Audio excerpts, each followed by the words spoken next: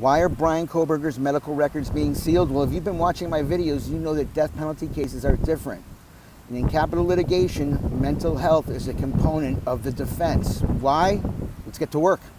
In order to follow this case accurately, you have to understand what happens in a death penalty case.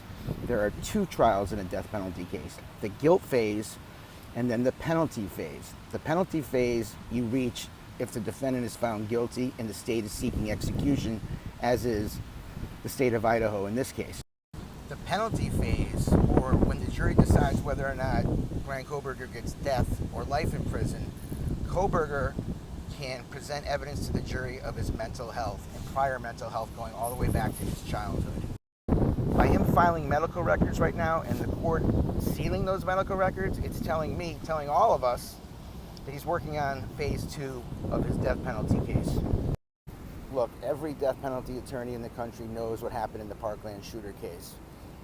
He pled guilty to every murder that he was charged with, automatically moving his case to the penalty phase, or the mitigation phase, where he was able to give a jury that was selected to determine whether or not he was going to get life in prison or the death penalty, to give them the opportunity to hear about his mental health going all the way back to when he was a small child.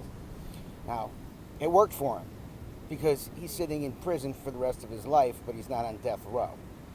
So what we're seeing, and if you've watched my videos, I'm kind of going with this thesis right now that a couple of absolutes are here. There wouldn't be a gag order if the evidence wasn't overwhelming, because it is.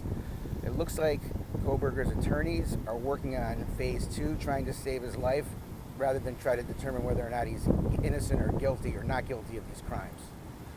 So Ann Taylor is doing the smart thing and preparing for phase 2, and that tells me they may even be considering having him stepping up, pleading guilty to the murders, moving his case to phase 2, just like the Parkland shooter did.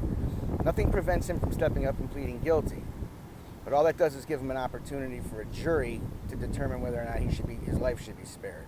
Or the state of Idaho to say, you know what, we'll accept your guilty plea, you're going to spend the rest of your life in prison without any possibility of release or parole, you'll die in there, and we'll use all that money that we could have spent on trying to execute you to build a library in the victims' names. I'm just giving some suggestions here. I know what happened in the Parkland case. The Parkland shooter did not get the death penalty.